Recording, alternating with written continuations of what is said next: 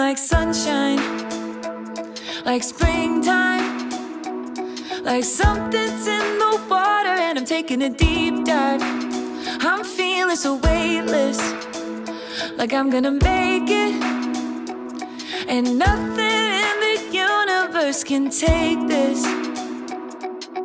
I can see it clearly now, nothing gonna bring me down. I got my head held high, I'm on my way, and I'm following the signs to my happy place.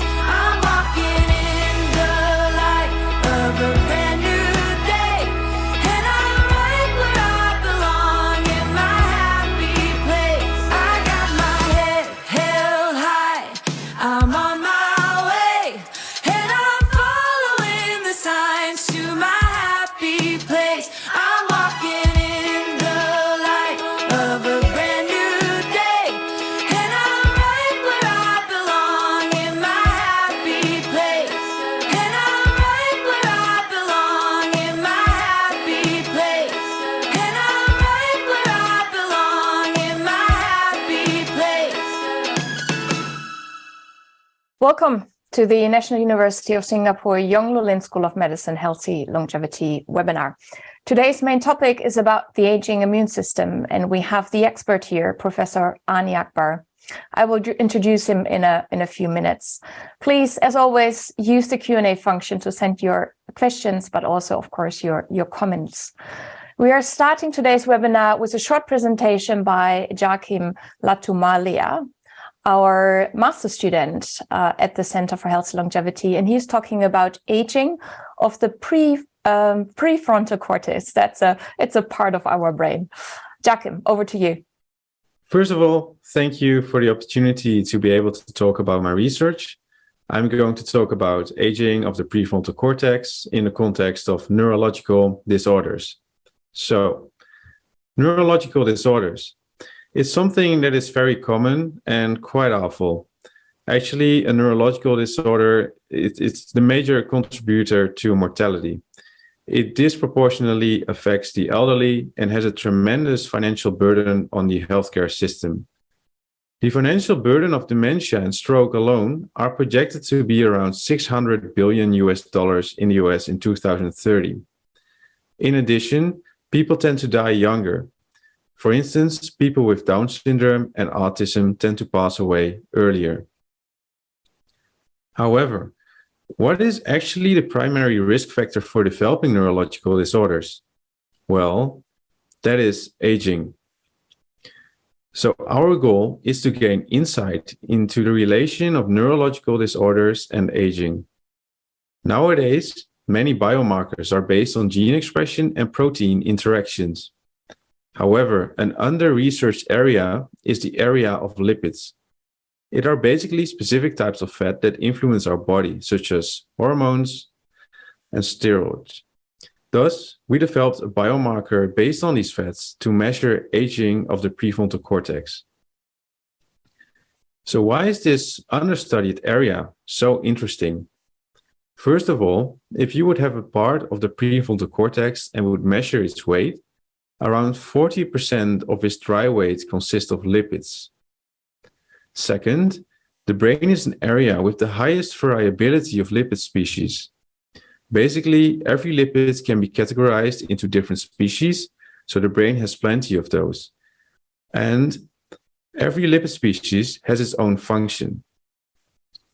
At last, medicine usage influences the lipid composition. If the biomarker can be translated to a clinical application, we could measure the effect of medicine usage on age. So basically, we have a big data set containing many lipid species and samples with a total age span from 20 to 80 years old. In addition, we have samples without neurological disorder, and we have samples with autism, schizophrenia, and Down syndrome. A first step is to pre-process all this data, because we have to use this data to create machine learning models. So we start with a feature matrix. Pre-processing is done using feature engineering and other statistical methods. We can use imputation to fill missing values, normalization techniques to force the data to have a specific distribution, use dimensionality reduction, to then create a model to predict age. We are then able to explain the model's behavior using SHAP values. Thus, we use a custom-made pipeline to identify the most important molecules, and these molecules are then ready to be analyzed. Here we can see some of the results we found. After using specific machine learning models, we are able to predict age. We observed that people with autism have an increased rate of aging. I should note that this doesn't have to be the case, of course. This can simply be an artifact of the dataset itself. In addition, we are only measuring a specific part of the brain, and there may be other areas that may be more important. We can also see that people with Down syndrome have a generally higher age, as expected. However, there's always an exception. People with schizophrenia tend to age at the same rate, but start older. This may be caused in a developmental phase. So there are some key takeaways. First of all, there is some sort of nonlinearity, and there are different aging rates. So every individual has its own aging rate, and every individual has its own lipid composition. And we also know that medicine influences the lipid composition of individuals, and therefore there is a strong case for personalized medicine. Thank you very much for listening. Thank you very much for that very nice presentation. I think it really shows that we need very huge databases and then machine learning to get a better understanding of how we age and what kind of mechanisms are involved. Let's go to another organ, from the brain to the immune system. Professor Arne Akbar is Professor of Immunology at the University College in London, and he is the recent past president of the British Society for Immunology. And I know Professor Arne Akbar, I think since 20 years, but he already focused on immunology for the past 40 years and identified lots of things under which a multi-protein inhibitory complex that interferes with T-cell activity in older humans. Overall, I must say he is the expert and made a huge contribution, and is, of course, still making with his research to understand why our immune system is declining during the aging process, and especially how can we deal with it with infections. And during the COVID pandemic, I think it was quite evident that we have to deal with viruses. And I'm very pleased that since 2021, since 2 years, he also joined Singapore as the distinguished visiting fellow at Duke NUS. So this gives lots of opportunities to also collaborate even more closely. Arne, thank you so much for being here, and the floor is yours. Thank you very much indeed, Andrea. It's a real pleasure to be here to talk to you today, everybody. I am an immunologist, but I will try to make this talk as accessible to everybody who are not immunologists, to give you the ideas of what's happening, but without going into all the great detail of how the immune system works. You'd be very glad to know that, I'm sure. Give you a little idea about the immune system, without all the detail. The immune system is one of the organs of the body where the cells move around. So the immune system is very unusual in that it interacts with every other organ in the body. And if you're talking about defects in the immune system as we get older, you've got to really consider whether it's the white cells going wrong, or is it the tissues that are going wrong as you get older in your lungs or your liver or your gut or anywhere else. So this is important because if you're trying to target the immune system to boost immunity, what do you target? The white cells or the environment or something else? So if I was a pessimist, I could give you a talk where I'll tell you everything that goes wrong in your immune system as you get older. But as I'm optimist, I'm going to tell you actually about how you can actually reverse the defects that happen to boost immunity in older people. So to start with, why immunity? What happens as you get older? Well, there are many different things that indicate your immune system goes downhill if you get to an older age. You have pneumonia, which is life-threatening when you're older and not when you're young. Influenza is more severe and more complicated in older individuals. There are many other things that happen as well, which are not very good. You get reactivation of the chickenpox virus to give you shingles, for example. This is what shingles looks like. It's nasty. You get chickenpox when you're young, you recover, and you don't get it again. The virus never goes away, but you don't get reactivation of the virus for decades. But when you get older, the virus can escape the immune system. And as Andrea said, you also, with COVID, you know, the biggest risk group were the older people for getting very severe disease. So all these things indicate the immune system goes downhill. And the question is, what is it, not what it is that goes wrong individually, but how can you understand the changes that happen and how then to identify what to target the immune system?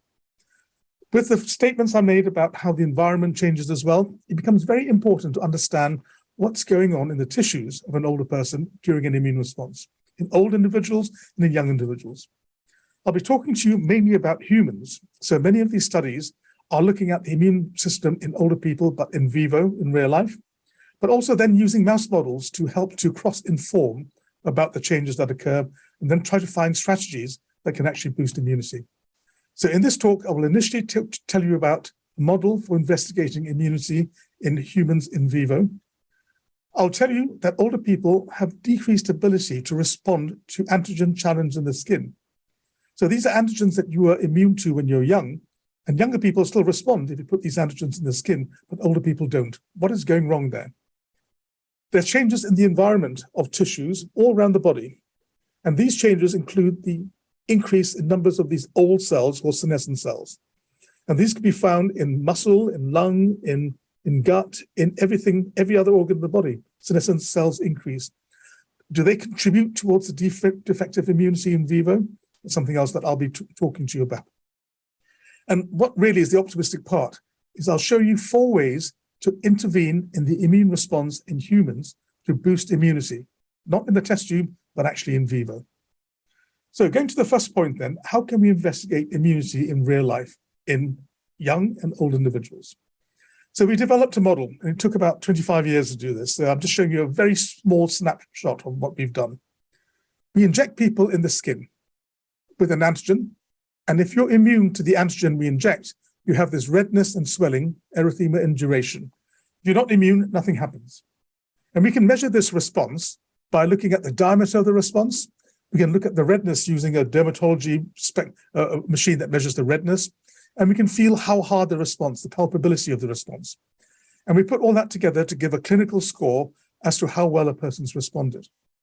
The antigens we inject, we've used many over the years, but the main ones we've injected are the varicella-zoster virus antigens, the one that gives you chickenpox, because it's relevant for older people. You get shingles or what's going wrong with the immune system. We've used tuberculin PPD, and we've also used Candida antigens, but in different studies. With this response, we can then take a biopsy from the site of the response and look inside the skin itself to see what's happening. So we can look at proliferation of cells, we can look at different cell types. So basically we're looking at temporal, so different times after injection, and spatial, how the cells interact with each other at different times after you induce the immune response. We can also create blisters over the site of the response. It doesn't hurt, by the way. People always say, oh, that looks horrible. Maybe, but it doesn't hurt. And a lot of volunteers have done this over many, many years. And from that, we can isolate cells that we can investigate by flow cytometry. We can look at cytokine production. And the fluid from the blisters tells us about the environment within which the immune response is taking place. So that's basically the experimental system. We've used this to probe the immune response in the skin of young and old individuals. So these are all clinical fellows, all dermatologists who've done PhDs in my group, and then gone off to become dermatologists and do other things as well. But we've been injecting people for at least 25 years now, doing different studies. So a young person, inject in the skin, you get this redness and swelling. Older people, you get much less response, even though all these individuals, young and old, were immune to the antigen previously. So that's 2 people that I've shown you. Each dot says a different person. We're looking at age, and we're looking at in this case, vis-a-vis response. This is the response to the varicella-zoster virus that gives you chickenpox. All these individuals had chickenpox in their youth. So these older individuals had chickenpox when they were young, but now when you put the antigen to their skin, they respond very badly. And this response is the redness, the swelling, the diameter, etc. A couple of take-home messages here. Some older people just don't respond at all, even though they should be immune. But there's some older individuals that behave at least as well as the younger people. So we need to know why some people respond and why other people don't respond, and what's going wrong in the skin of the ones that don't respond to create this defective responsiveness. And so we've done different things. We've then looked inside the skin to see what cells are there. And we can look at different times after injection. So this is the temporal change. Day 1, day 3, day 7. Young individuals, this is in the skin. We take a biopsy from the site of the immune response. And we have all these cells. So the outside here, that's the epidermis. We have all these cells infiltrating into the skin after you inject the antigen in young people. They're around blood vessels, so they're being drawn in from the blood. But at the same time points from older individuals, these cells are not being attracted into the skin. So something's changing in the skin environment that is causing a lack of responsiveness. So I'll say right at the outset, and we've done all this work, but I can't tell you about it in detail. It's not a loss of immune cells that are reactive in the blood. They respond perfectly well. It's not due to a lack of memory cells in the skin that are the ones that attract in all the other cells. They're perfectly fine in young and old individuals. But something in the skin and microenvironment is actually blocking the response from taking place. So we wanted to probe further what it was that could be contributing to this defective responsiveness. If you work in aging, you have to be interested in senescent cells. It's old cells that accumulate in tissues. But before I tell you about that, let me give you just an overview. You all come from an aging interest background, so I don't need to go into great detail. Cellular senescence is just a way of stopping cells from growing. This applies to every cell in the body. It applies to white cells that proliferate. It applies to all the tissue cells in tissue microenvironments. Basically, you have DNA damage that the cell tries to fix with a DNA damage response. If you can fix it, the cell will live. If you can't fix it, then you have growth arrest induced. So you have cyclin inhibitors, stopping proliferation, et cetera, et cetera. But a key phenomenon of cells that get to this phase where they've got enough damage where they don't grow anymore is that they're actually very secretory, very inflammatory. So if you have an accumulation of senescent cells in older people, and this has been shown in every organ of the body in mice and also in humans as you get older, these cells are not just benign cells that sit around doing nothing. They can be very secretory and very pro-inflammatory to some extent. We've done a lot of work on senescent cells, and I haven't got time to tell you all this, but the reason why we're focusing on the senescent cells is that we could ask the question, are senescent cells and their accumulation in the skin associated with the decreased responsiveness when you inject antigens in old people? So what I'm going to show you now is the skin of old and young people after you inject the antigen, but in relation to how many senescent cells they have present. And so we're looking at the vis-a-vis response. In black, we have young individuals. In red, we have old individuals. And the bottom axis here is the number of cells that are senescent. You can ask me later how we measure senescent cells, etc., all published. Older individuals have more senescent cells and much less responsiveness. What's interesting is not the ones that don't respond, but if you look at the older individuals that respond quite well to the antigen challenge, they've got fewer senescent cells. There's some link between the senescent cells in the skin and the decreased responsiveness. Is it only inflammation or is it something else? We can discuss that later. We wanted to probe the response further in the skin by looking at all the genes that were expressed after you inject the antigens in young and old people, so we could get a better idea of what changes were taking place. So here's how we do it. We get volunteers. That sounds easy, but how do you get volunteers that you're going to inject them and then take biopsies at different time points? We give them a control injection, saline, and we give them a vis-a-vis injection. We can measure their clinical response after injection, and we take biopsies that we do either single cell analyses of the biopsies, or we can do just gross transcriptomic analyses, et cetera, to probe what's happening.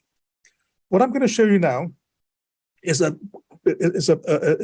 data showing normal skin with no injection, saline injected skin, and vis-a-vis injected skin from young and old individuals. We've done many time points. I'm just going to show you the early time point at 6 hours. So 3 conditions for young, 3 conditions from old. And here's what we get. Young individuals, normal skin, anything that's red is upregulated, so I'm not going to go into detail. Inject saline, nothing much happens, a bit like normal skin. Inject vis-a-vis, even after 6 hours, you see many genes upregulated. In older individuals, important point, the normal skin is really no different in old and young people. So there's not inflammation already going on in older people. But if you were to perturb the skin with a saline in old people, 6 hours, you get a big response. Older individuals are very susceptible to making more inflammation. So that when you get to the vis-a-vis response at 6 hours, it's a mixture of a non-specific response and also the specific response. The genes that are involved are very inflammatory. So we got things like pentrexane 3, IL-6, IL-1, TNF. Anything you want to think about that's inflammatory is in there in the saline response in the old people, but not the young people. Now, what's important is every gene that has an asterisk next to it is regulated in some way by p38 MAP kinase. So that's important for later on when we go through this. So there's more propensity to inflammation. Why is that important? So what we did is we put the saline inflammatory score all together and to give you a saline inflammatory index. And we compared that index of whether you got more or less inflammation or tendency to inflammation with the clinical score. So we put the saline scores together, and work done by Melitza and by Emma Chambers, my group. So this is the inflammatory score, all the saline genes, you give it a score, then we look at the vis-a-vis response. And what it shows is that the higher propensity an individual has to mounting this non-specific saline response, the less able they are to respond to the antigen.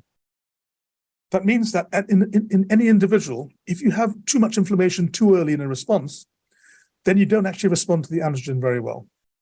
So I can't go into detail as to what's giving that increased inflammation, but it's partly senescent cells, but partly senescent cells recruiting other inflammatory cells to the response. And that's all published in this Nature Aging paper. So this gave us an idea that inflammation, too much inflammation at the wrong time in the immune response in older people actually was destructive for trying to mount antigen-specific immunity. So we asked the question then, here we get to the interventional bit. What can we do to try to boost the immune response in these older individuals in vivo? If there's too much inflammation, perhaps we can temporarily block inflammation to enhance the immune response.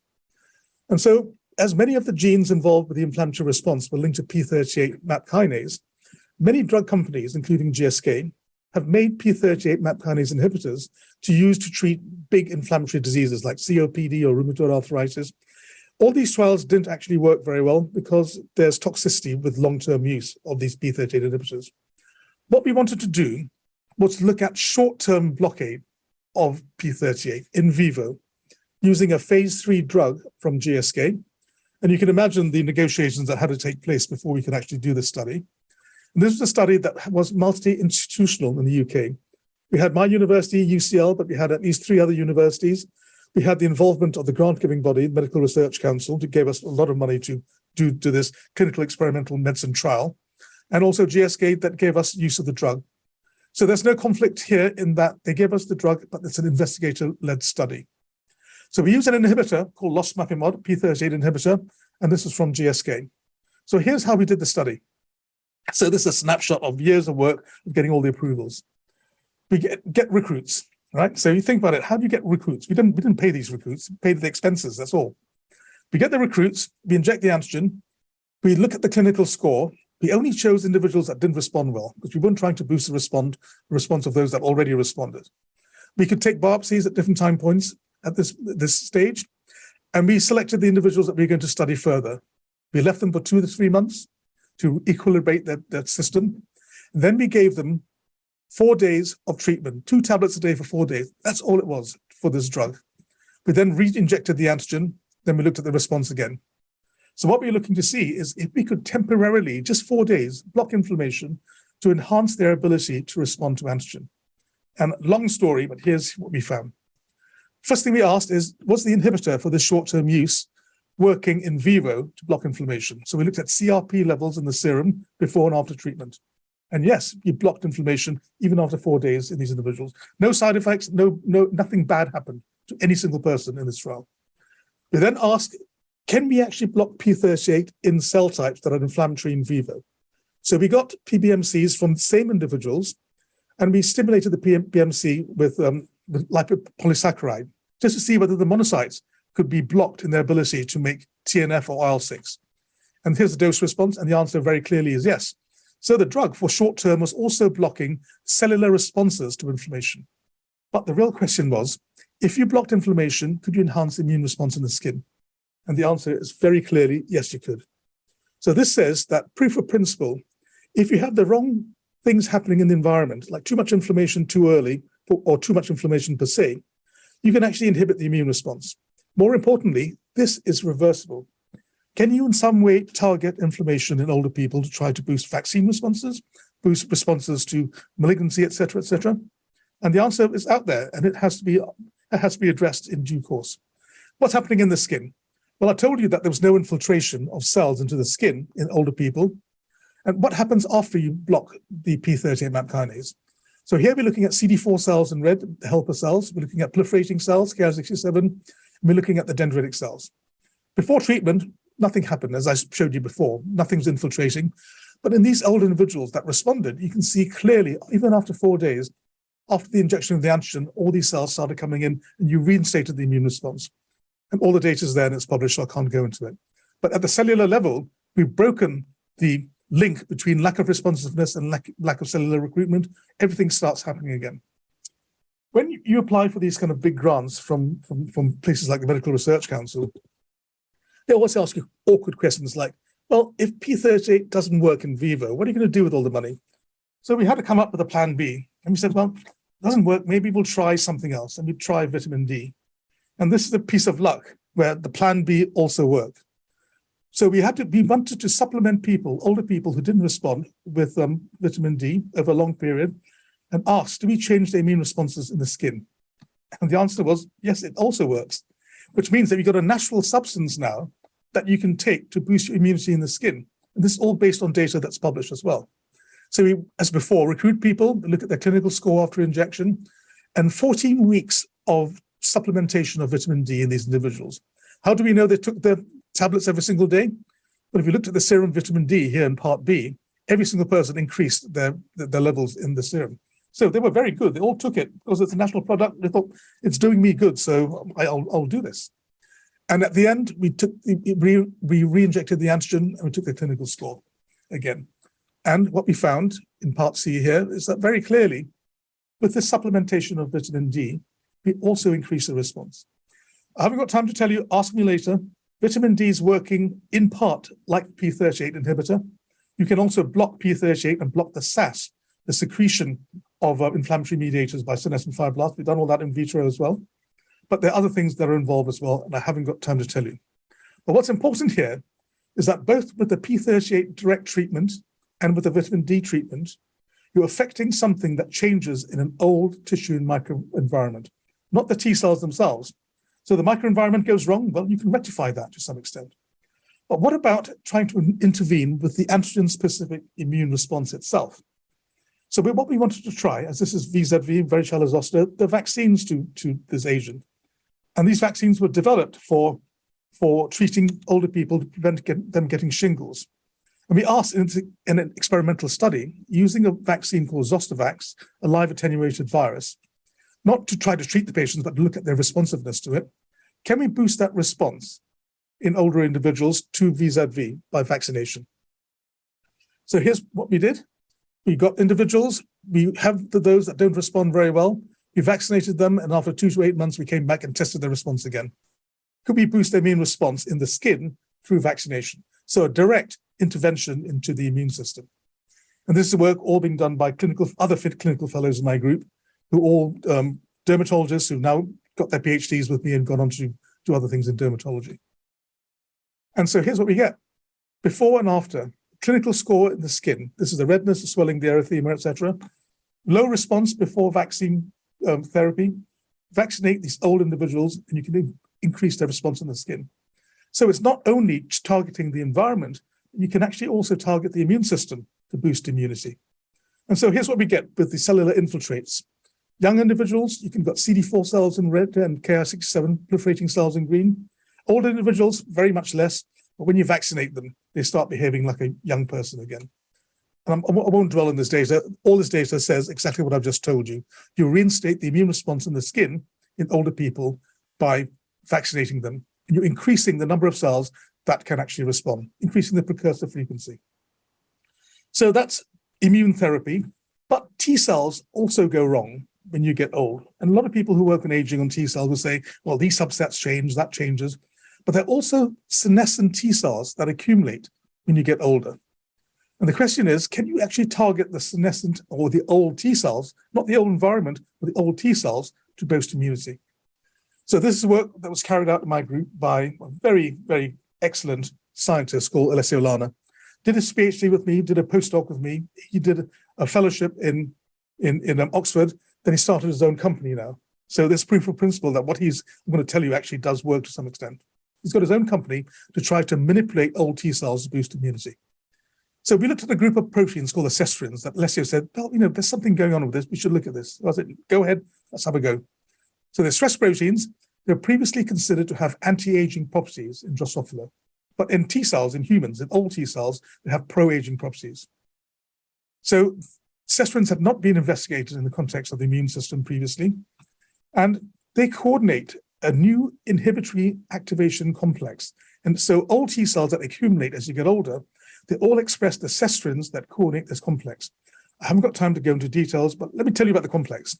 It's published in these two papers, and Alessio is the first author on both of them. But we have other papers that come up since then. So cestrins are turned on by two things: DNA damage for senescence, but also if you starve the cells of nutrients, of glucose, you can turn on the cestrins. This is the convergence of nutrient sensing and senescent pathways here. Then this cestrin being turned on turns on AMPK, a crucial metabolic regulator. And this AMPK will then, in these cells, turn on three different MAP kinases: JNK, B38, and ERK. So it's a coordinated MAP kinase activation complex, all regulated by the cestrins, all in the same cell, all in humans. The beauty of this is that the same complex also exists in the T cells of old mice. So we've been able to cross-reference studies on mouse and humans because we've got the same complex going on here. And this complex blocks TCR-related signal through JNK. It blocks telomerase activity through P38. And it also induces DNA damage response through ERK. But I haven't got time to go into this. Have a look at this. So with this, we said, if we block cestrins in T cells from humans in vitro to an antigen-specific challenge, can we boost the immune response? And the answer is yes. We're looking at the VZV response to proliferation in the antigen. We've got T cells out. We've got young cells, and the young cells are the ones in open bars, and old cells from the same person, but these are young individuals. We've got young cells and old cells from old individuals. So you can see that the older cells, which we identify in various creative immunological ways, which you can ask me about later, old cells from old people don't respond very well to VZV. So we use those cells, and using lentiviral vectors to transduce the cells containing inhibitory RNA for cestrins, and looking at VZV proliferation here and dilution of VZV, you can find that that's a control. If you block cestrins, the three cestrins, 1, 2, and 3, block one cestrin, you can get a much better response. You block two cestrins, you get even better response. If you block all three together, you get an even much better response. So this is proof of principle that in humans, in vitro at least, you can actually boost the response by inhibiting this complex. And so what Alessio is doing, he's creating cestrin inhibitors now with a company in Rome to actually use this to try to boost immunity. But is there any evidence that this works in vivo?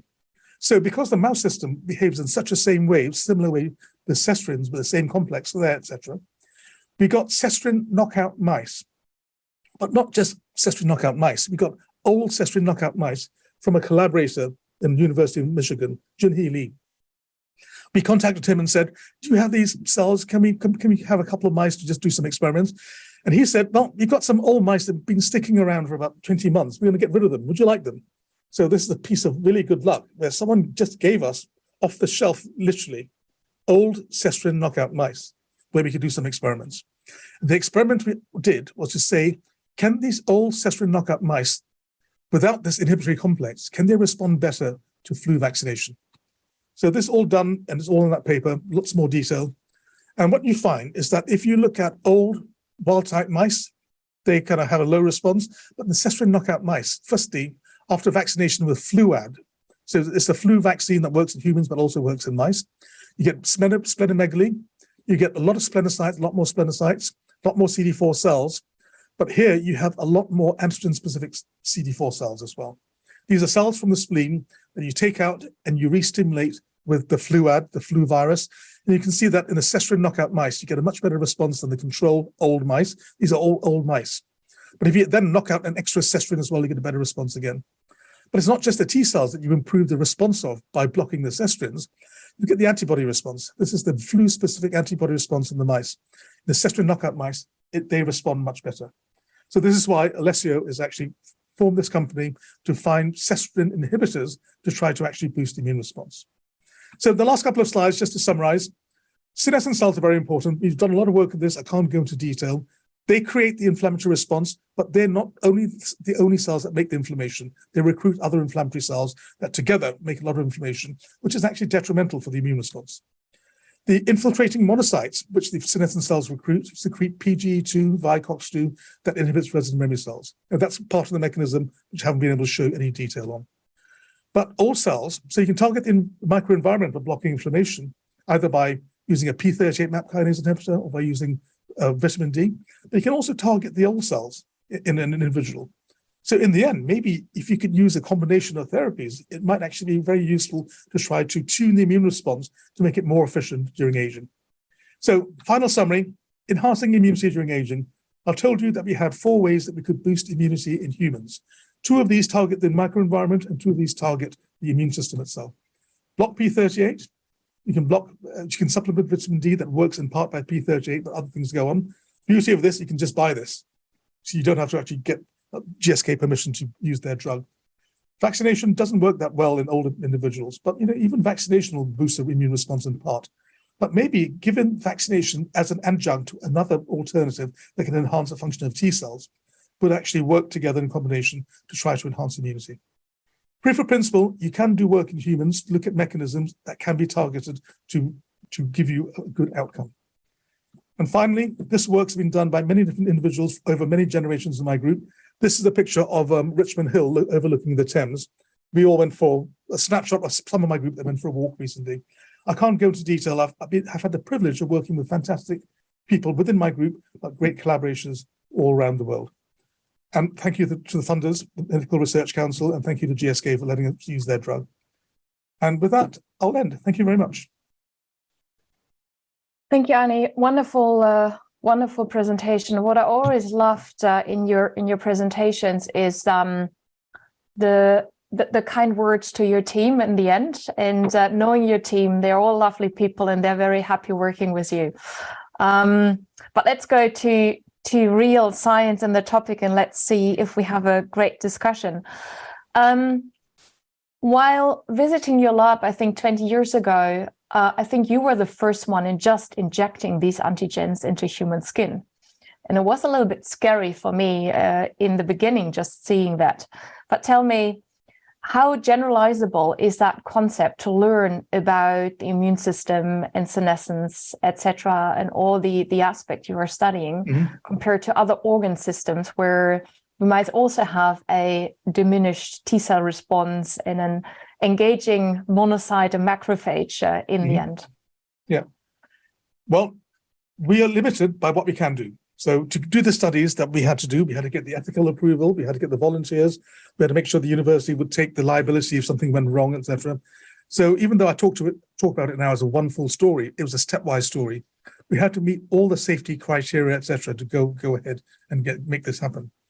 We did this with skin, because skin's very accessible in a human. Now, as a clinician, if you'd tell me what other organs are accessible where we could do this again, maybe we could try again at some point. But that's the issue. Yeah, we can do this because it's accessible.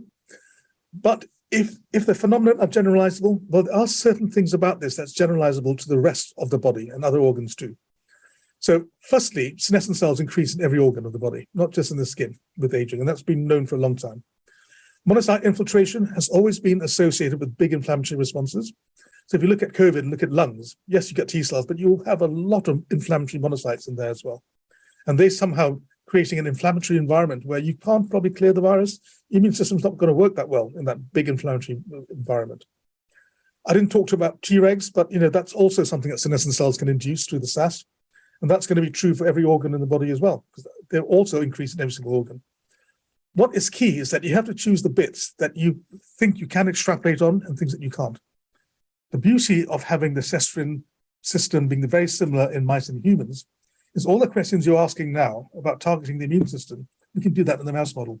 If you ask the appropriate question, like to a viral infection, for example, you can look at any organ you want to in the mouse, looking at in old mice, looking at the cestrins, blocking that. Do you boost the immune response or not in the organs? But the problem with human and mouse research has always been that the experimental systems weren't directly correlatable, but in this case, it seems to be. you seem to be able to do that. Great. Yeah, and once again, a wonderful model you established, because skin is, as you said, so accessible, and it's quite easy to inject and use these kind of blisters in at least younger individuals. So age is the determinant of that antigen response, but also senescence. Can you say a little bit about what kind of senescent cells you were able to find in these individuals in the skin? Are these more repetitive senescent cells or more stress-induced senescent cells, and which cells they are which might be most influential to interact with the immune system? So I didn't tell you because of time, but we looked at senescent cells in two ways. We looked at P16 staining, which some people have great success with, some people don't. We also looked at DNA damage, but within the telomere. So gamma H2AX co-localized with the telomere stain. And both those two methods correlate very well. So we're confident we're looking at senescence in the skin. We did a whole anatomical analysis of which cells showed the senescence. We could find senescence in some epidermal cells. A lot of fibroblasts in the dermis was senescent. And there were cells around the endothelium, maybe fibroblasts around the endothelium, or even the endothelial cells themselves that could be senescent. But the only population of senescent cells in the skin that correlated with decreased responsiveness were the senescent fibroblasts in the dermis. All the other ones, yes, had senescence characteristics, but they didn't correlate with the decreased response. It's only the cells in the dermis that did that. As to how the senescence was induced, well, we can't really tell. It was there. It's the skin. You might say UV light might have a role in it. Aging, per se, misfolded protein. We don't know. We're hypothesizing.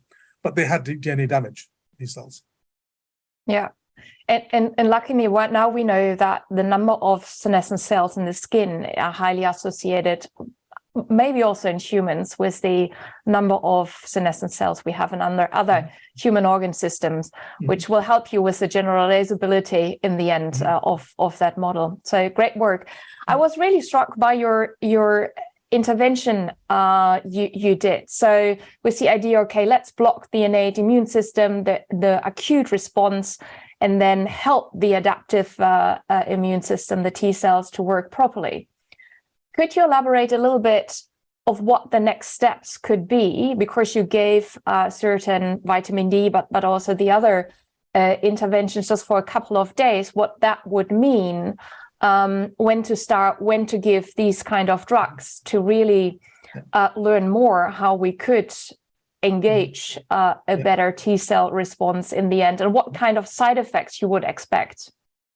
If you're looking for the intervention with the environment where you block inflammation, the drugs that we used, well, the P38 inhibitor from GSK, it was discontinued because of toxicity, but they used it long term.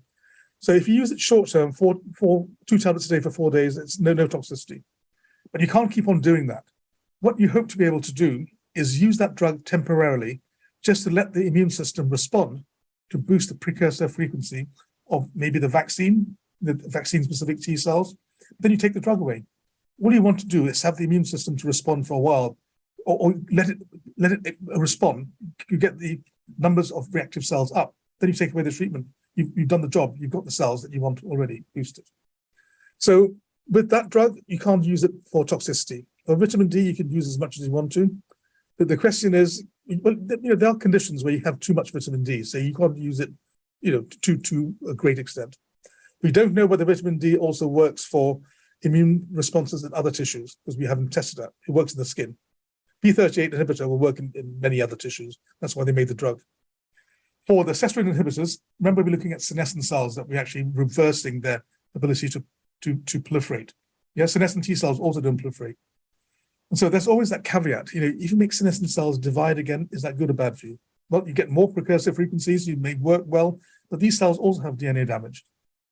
And therefore, long-term use with the cestrin inhibitors may not be good. But if you think about immunosuppression that we use all the time now to suppress immune responses for transplantation and other things, too much immunosuppression will give you malignancy, will give you extra infections, etc. Get the dose right, get the treatment regime right, it'll work. It's of great benefit. The same thing will be true, and we don't know the answers yet, of what is the regime and the way that you will use these drugs to let the immune system work without causing overt problems of some other type. Yeah, proof of principle, they work, but we don't know clinically how they could be best used by minimizing the toxicity that might be associated with it. Yeah. But at the moment, as we speak, there are these drugs being produced, and I can't say, I'm not involved with the company, so I don't have a conflict of interest. But I can't say because it's unpublished data and it's all with the company. But it's looking optimistic. But what is the long-term problem? We don't know. Even PD-1 therapy has long-term problems, but you've got to use it. There's nothing else. Okay, so in the end, the timing really matters when you give it to enhance, for example, vaccination, etc. So that's the time that you intervene and the length of time that you treat for will be crucial determinants. Yeah. And then really seeing that vitamin D supplementation might have similar effects. Wow, vitamin D supplements are so cheap. And I recognized in your graph that you were including individuals with a quite low vitamin D level at shows them baseline. Specifically, actually. Yeah. So have you looked at if the delta increase in vitamin D, if that was associated much more than just giving the drug in a post hoc analysis in the response of your immune system? So have you looked at that? And I also would like to know, how is this possible? Like a little bit of a change in vitamin D levels are having such a huge effect. So I don't know the answer to your first question. The data's there. We need to probe it in the way you just mentioned. Maybe we can discuss that. And what we think is happening, and we've got this in vitro. I didn't have time to show you this. But if you've got senescent fibroblasts that you can induce in vitro, from senescent fibroblasts from the skin that we also use, they make a lot of SAFs. They make a lot of inflammatory mediators. You add vitamin D, you block that. Vitamin D might be working by blocking the SAS in the microenvironment. So it's not, so P38 inhibition and vitamin D treatment, they're not senolytic. They actually modulate the function of senescent cells by alleviating the amount of, or reducing the amount of cytokines, chemokines that are being produced. Before going to Simeng Lim, our research associate, with lots of questions, I think, from the audience, I would like, Arne, to ask you one more question. And this is because I know you, and you are a brilliant researcher, but you also are a brilliant mentor. And that's what I'm hearing from the fellows you supervised. What would you advise junior researchers how to develop their career in the nowadays in a landscape of lots of competition, etc.? The only way I can say this is that it's an individual journey for everybody. We don't all have the same constraints on us. Every senior person, including myself, including you, Andrea, started off as being an insecure scientist, not knowing whether we could make it or not. But what a lot of people who are successful have is firstly a deep interest in what they're doing. If you're not really sure if you want to do it or not, then maybe it's not quite right for you. If you're interested, then you need tenacity. You need to hang on and keep on hanging on for a long time sometimes before the results start coming through. But it's driven by the interest. If you're not interested enough, then it's a heartbreaking career to be in. But if you're interested enough, you can make it. Just keep hanging on in there. Great. Find some good supporters around you. I think that's very useful. And maybe be surrounded by nice colleagues too. Simeng, what is the audience asking? Yeah, so we have a lot of questions out there, but let me consolidate some of them. Prof Arne have mentioned about the immunotherapies and also vaccine approach in boosting the immune system, but is there any natural ways for us to improve our immune systems besides taking drugs, supplements, and so on? And also that you mentioned about vitamin D, the audience also asks how much they should ingest daily to enhance their immune response. Thank you. Well, I take personally, I can't speak for everybody. I don't know what the titratable amount is, but there is an amount that you need to take to have a certain level in your serum. Okay, so you need to know whether you're deficient or not, but you don't need, I take 75 milligrams a day, which is that is a lot, by the way. Is it milligram? Maybe it's not milligrams. Maybe it's... No, it's microgram. So micrograms, yes. Not milligrams. Sorry, micrograms. I beg your pardon. So it's a low, just you can buy this off the shelf. I'll take 3 tablets, 25 microgram tablets. I'll take 3 of them. I'll take less in summer. But you remember, this is winter in England. No one sees the sun here. Whereas in Singapore, you might see a bit more sun. So maybe you need to take a bit less there. But apart from vitamin D, I would say exercise is one of the most crucial things, not just for your immune system, but for general health when you're getting older. Do as much as you can for as long as you can. That'd be my advice. And you always worry about diet, but you don't want to go on a diet forever. Just got to be a bit sensible. So in the end, it's just being sensible. I think we all know the answers deep down. You just got to do it. Okay, great. So the next question will be, is there any sex or gender difference with regards to the mechanism of initiations, progression, or severity of immune system degradation during aging? I also understand that people says that men, the testosterone will suppress the immune system, and also estrogen will do the other way around. Is that means that women are more prone to disease, and also men will be more susceptible to the infectious disease? Thank you. Mm-hmm. It's very unfair that men have a lot of problems that women don't have. We don't live as long as women do, and probably because we all had to be aggressive, so testosterone was there to make us be successful, but we don't need as much now as we used to. Having said that, men have got more inflammation, it's known, than females. Is that associated with testosterone? Andrea will tell us. I don't know. There are different subset changes, etc., that happens in men compared to women. But in our studies, looking at the skin response, we did 100 more than 100 different people. There was no sex difference. The older men and older women didn't respond as well. Might be a bias though, because women live longer. Maybe more of our older people that we use were actually women. But these are all things that it's a very good question. Gender is a big thing here. You can't write any grant in the UK now without putting gender in as something you have to look at. So is there a difference or not? I see.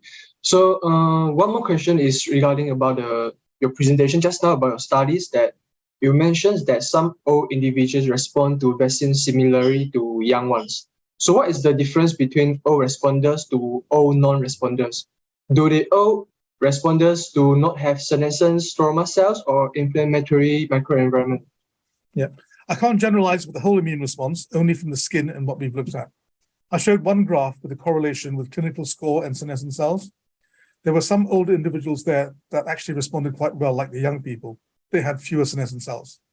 So in this small data set, I would suggest, rather than say directly, that less senescence in this system with the skin equals more responsiveness. So the old people that had more senescent cells responded less. The old people that had fewer senescent cells responded pretty well. So what will happen for those young poor responders when they grow old? Will they, yeah. This is all about stratifying people and finding out what their trajectory for later life will be. Important questions, but you need to do a very good longitudinal study that Andrea is probably going to be very well set up to do at some point. But it's a lot of investment, a lot of work, and a lot of time. It's one of these things where you may not be able to see the results of the experiments you start, because it has to be a fairly long-term experiment. So what are the major challenges of improving the function of immune systems towards increasing the health span and lifespan in humans? So what your perspective regarding this? Yeah, immune system is a very finely balanced organ. If you don't have enough of your immune system working in an effective way, you get all the environmental challenges like bacteria, viruses, everything else attacking you, right? So you've got to protect yourself from all the extraneous challenges. Too much immunity, if it's not balanced appropriately, gives you autoimmunity, where your body with friendly fire attacks self-tissues. How do you maintain that tightrope of the balance where you have enough protection against the outside, but not giving you too much aggression inside where you have friendly fire happening? So that's always the challenge. So boosting immunity in older people is great, but if you boost it too much, you might get autoimmunity.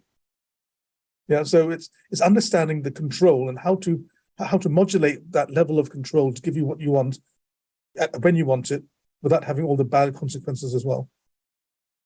Last question from a side is, do you have any suggestions to the audience or any book to read for us to understand more about the skin antigens and also about maybe the immune response and so on? Any suggestions to the audience? I would suggest don't read books, because by the time something comes out in a book, it's already out of date in terms of the data. You need to find some recent reviews on the topic that are accessible, where you don't want to know all the details. I told you virtually no details about the immune system in my talk. You don't need the details. You need to know the storyline of what it means, and in the end, what's the output? Input, middle bit, and output. You need some sort of review that tells you that information. And then if you want more details about any of those aspects, you find that separately. But I wouldn't go to a book. Find a good review about changes in the immune system. And Andrea will know a lot of these, and she can suggest. And just say, here's the starting point. What are you interested in once you've read that? Then you can go yourself and find the extra bits. But by the time it gets into a book, it's a bit too late. Okay, great. Thank you so much, Simeng. I think, but reading a book is always good, because that's good for your general knowledge. And also reading newspapers is, I think, also very important if you want to become a good researcher. At least that's always my advice to juniors. Do you agree, Arne, or not? I agree. There are lots of books. I do a lot of reading, but it's not always scientific books. But let me show you one thing. Right? This is just to prove to you. I found this when I was clearing up my mother's house. This is one of the first books I ever read about science, and that got me interested in science. And this is 1960s. I was reading this book when I was about 10 years old. So yes, reading can inspire you. But if you're looking for data, books may not be the right place, because this field moves on very quickly. Yeah, great. Books for inspiration. And there are many very good scientific writers in immunology that have written good books. Okay. Thank you so much. I think we can close the session by saying read books, maybe also the newspapers, inhibit the acute immune responsiveness in certain conditions at certain ages, etc., and get your T cells up and going, maybe even with more exercise and sometimes a little bit of vitamin D. Thank you so much. Can I just say one last thing to especially the younger people in the audience? Yeah. Which is, don't be afraid to ask a question that no one else has thought about. A lot of people would say that that's too dangerous. Go to the dangerous question, because that's where all the fun is. Good. I think there are lots of younger individuals here in the room. And once again, I think find your mentor, or find a mentor is always important in when you embark in a trajectory and in research. At least that's was very helpful for me, and Arne, in some of the aspects you also helped me during my trajectory, so thank you so much. Going back to you, the audience, please send us the comments, your suggestions. These are, of course, very highly valuable. I would also like to remind you, if you have a speaker you think, okay, I would really love to see a show with that speaker, please let us know and just put it in the chat. We have a couple of studies ongoing at the moment at the Center for Health and Longevity. One is the ABIO study, the other is the ABLE study. The ABLE study is giving alpha-ketoglutarate to 40 to 60-year-olds. We are still searching for participants. Please consider to sign up, and you will find it in the end credits. The next episode is on March the 9th, hosted by my dear colleague, Professor Brian Kennedy. There are two speakers. It's a little bit a different setup. Both are from McKinsey and Company, Dr. Hemant Alawat and Madeline Mott. And they are talking about a very important survey they just did around the world to see how healthy individuals are in different populations and what the determinants are of health. We, as always, have a final video. I would describe it as you can always grow your muscle mass and muscle strength. You can do it. Just do it. I will leave you with the video. Take care. Yeah, my name's Mike Millen. I was born the 9th of February 1953, and that makes me 65 years old today. Most of the time, a lot of the time, I come into here and I don't have a plan. And all of a sudden, it just seems to snowball, and that's it. An hour and a half later, I've had a great time. And a lot of people ask me, have you got a military background? Because they seem to think we might have some kind of military background. And I'll take it as a compliment, but no, certainly not. Or gymnastic background. I've never done gymnastics in my life before. And it's all just, I want to have a go at that. I want to have a go at that. So I think my knowledge has been far greater as a result of that. I know my body better. I've not just been doing the same exercises all the time, and you get that repetitive injury type thing, wearing your body out in one particular way. So I just consider myself a jack of all trades and a master of none. So try things. It might not always work for you, but you know what, if you try it and you don't like it, maybe try something else. And you don't have to have a gym to do it. You know, I can go to a park, I'll come across a log, pick it up, let's do some movements, let's start throwing it, running after it, throwing it, chasing it. Mobility is so important, so important. So without mobility, the strength you have, you're not using to its full potential. And I think long term, it's good for your joints, your muscles, ligaments, tendons, to be as mobile as you can. I think just open your mind. Let's be a bit more adventurous about what you're doing. But if you have that attitude where maybe I'll have a go at this, maybe I'll try that. So don't be so narrow-minded about whatever. I think that really helps as well. And I keep going back to it, but fun. Have some fun. I'm feeling like sunshine, like springtime, like something's in the water and I'm taking a deep dive. I'm feeling so weightless, like I'm gonna make it, and nothing in the universe can take this. I can see it clearly now, nothing gonna bring me down.